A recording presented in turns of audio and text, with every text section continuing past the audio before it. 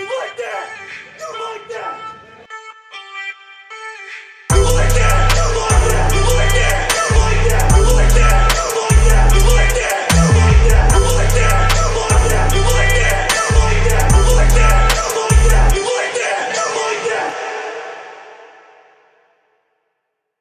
What's going on? It's Coach Williams, and I'm back for another breakdown. So today we are going to talk Malik Nabers, and I'm really excited to talk about him because a lot of people have Marvin Harrison Jr. as the #1 receiver in this class, but I think that the two of them are pretty even. And I'm telling you right now, I guarantee you there are some teams where Malik Nabers is wide receiver 1 on their board.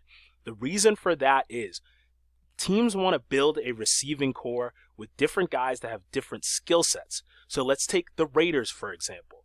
They're not going to want to pair Marvin Harrison Jr. with Davante Adams because those two guys have a similar skill set, right? They would probably want Malik Nabers, okay? So a lot of teams are going to have different boards. It's not all going to follow the same. So I want to go in and break down the things that I really like about Malik Nabers. The first play that I'm going to show you, though, he's not even going to touch the football. So let's just get right into this thing, okay? So we got this 2x2 formation here. And so up top, they're running the smash concept here. So we got smash going up top, okay?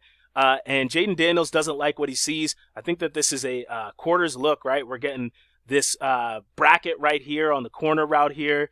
The underneath route here is getting covered, and then we've got 2 digs on the backside, okay? So usually what they're going to teach a quarterback to do is they're going to get this high-low read here. There's nothing open. Then you're going to want to look backside and hit one of these digs. And Nabers is the more open of the 2 digs. But Daniels, for some reason, just doesn't throw him the ball. He's wide open in the middle of the field, and Daniels takes off, okay? So he takes off running. Big explosive play here, okay? But when you're watching the film and you're evaluating it, some NFL evaluators are probably going to say, hey, Daniels should have hit Nabers on the dig. Well, now we're going to get an even better view of it from the tight, okay? And this is what I want you to see, okay? So he progresses to him, and he is wide open.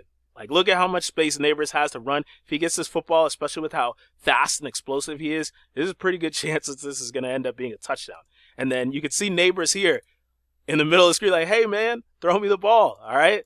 But he sees Daniels break the pocket. So he loops back around, right? Scramble rules. Okay, maybe I can get the ball. But now he sees that Daniels is crossing the line of scrimmage, and what does he do? He gets into block mode, starts blocking this DB out here, and then what's the next thing that he does? The next closest guy blocks him too, knocks him out of the way, and then this is the icing on the cake. This is why it's one of my favorite plays watching Malik Nabers. What does he do? Throws the hand up and celebrates. He's celebrating for his teammate when his teammate is in the wrong and he was supposed to get the ball.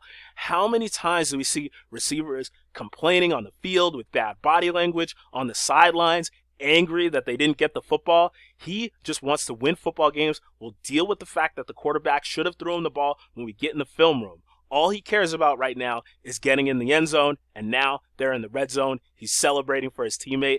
That is the type of stuff I want to see on film. And then you even see, look, it gets cut off here, but a little bit of emphasis for the excitement for his teammate. This fist pump right here, right? So I really love that play. That's my favorite play. It makes me think he's a good teammate. All right, so this next play here, we talked about how we're going to start to use a little bit more analytics. And one of the things that I want to measure over the course of draft season is how long does it take receivers to get into the rack phase? And for me, that's from the catch to gaining 1 yard, okay? So that's what I want to see here. So we see Nabers here, catches this ball, gives this guy a move, and then gets upfield, and the time that I have for that is 1.15 seconds. Now, that feels like a long time, but he had to give a guy a move and break a tackle. So we'll continue to measure it over the season and see if that is a fast time, okay?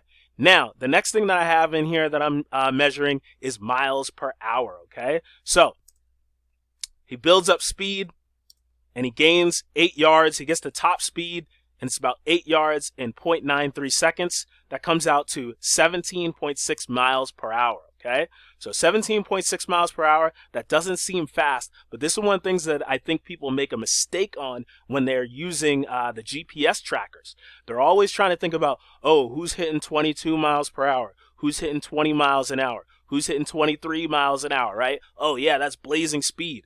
Well, you're not going to hit those types of speeds, right, unless you're wide open. So I want to see guys that get into the rack phase and they're weaving through traffic, and can they break 17 or 18 miles an hour? To me, that's a fast guy, and that is real football, okay? So 17.6 miles per hour, and again, we'll continue to measure this over the course of draft season and see who's hitting these faster speeds when they have to weave through traffic. But that's pretty explosive if you ask me. All right, next play here. He's getting pressed. I like this. He gets up on the DB's toes, gives him a move, fights to the inside, catches this ball right here. And again, we're going to measure how quickly he gets into the rack phase. Getting a tackle on him, getting hands on him, gets out of it, close to 2 seconds, 1.82. That doesn't seem very fast, but again, this is, breaking tackles, being physical. To me, Malik Nabers is one of the most physical receivers in this draft, and you're going to see it on this play right here, okay? So, on this one, he's selling the over route, runs back to the sail. Nice catch. And now he's got nobody on him, so we can see he gets into the rack phase in 0.47 seconds, so in under half a second. So that seems pretty fast to me. Breaks one tackle here, and this is one of the things that shows up a lot on Malik Nabers' tape, the balance. Look at this balance, right? Stays on his feet here, weaving through traffic. Guys are pulling and tugging on his jersey. And then this one, 4 guys. It takes 4 guys to finally tackle him, okay? He's one of the most physical receivers in the draft. He's one of the most explosive receivers in the draft. He runs really good routes, and he's a good teammate.